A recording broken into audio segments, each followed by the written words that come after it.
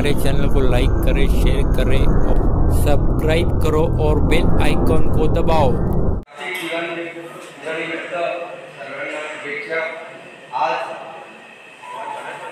कार्यक्रमाचे अध्यक्ष आमचे छोटे काका प्रमुख पाहुणे म्हणून बोलवणारे श्रीकांतदादा जोशी, सन्मान्य व्यासपीठ आणि आमचे सर्व मित्रमंडळी, आई बहिणी, आज सर्वात आधी समर्थ दिव्यांग बौद्धांत संस्थेचं एक ऑफिस म्हणून उद्घाटन झालं. त्यांना त्या ऑफिसच्या सर्वात आधी शुभेच्छा देतो. त्या ऑफिसच्या माध्यमातून ज्या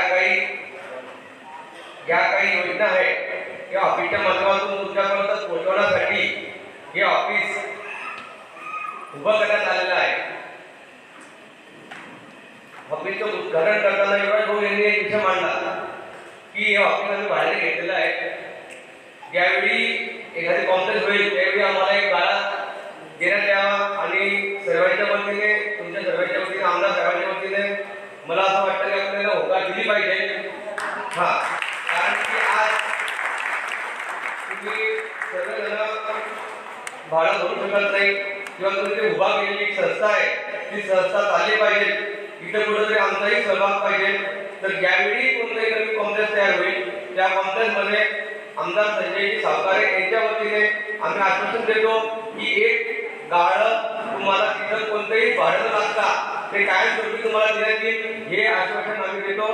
यापुढेही राज्य सरकार, केंद्र सरकारकडे ज्याही योजना येतात त्या योजनांमध्ये जेही काही त्रुटी राहतात कागदांमध्ये ते तुम्ही आमच्याकडे या आणि आम्हाला सांगा, आम्ही कागद पूर्तता करू. काय होतं, तुम्ही हे ते पोहोचत नाही आणि ज्या सीमा चालल्या सीमा फार मोठ्या आहेत. आज दीपक कुलकर्णी यांनी जे ऑफिस ओपनिंग केलेलं आहे त्यासाठीच केलेलं आहे की तुझ्यापर्यंत त्या सीमा पोहोचल्या पाहिजे आणि त्या तुझ्यापर्यंत गेल्या पाहिजे. त्या सीमाचा दुरुपयोग घेऊन दुसरे लोक तिथं त्याचा फायदा उचलत आहे. तर कधी कधी असं वाटतं की तुमच्याकडनं आम्हाला प्रेरणा मिळत आहे, कारण आम्ही तरी सगळ्या गोष्टी परिपूर्ण आहे, पण आम्ही परिपूर्ण असं की कुठेतरी आम्ही शांत बसलेलो आहे आणि कुठेतरी घट्ट आहे. तर तुम्ही आमची प्रेरणा आहे. आज व्यासपीठावर पत्रकार सुद्धा आहे. याचं कारण की तुम्हाला जे छापावं लागणार आहे, सर्व कंटिन्यू येणाऱ्या स्कीमा ज्या आहेत गव्हर्नमेंटच्या माध्यमातून त्यांना समजावं लागणार आहे परिपूर्ण. ह्या सुद्धा ते पण आज अत्यंत झाली आहे. त्याच्यातून तुमचं पण आज काम वाढलेलं आहे, कारण की त्याच्याबद्दल स्कीमा पोहोचण्याची तुमची जबाबदारी आहे. काही पद्धत पोहोचत नाही आणि ह्यापुढे कोणती मदत लागली तर आम्ही तुमच्या सोबत आहे, सोबत राहू.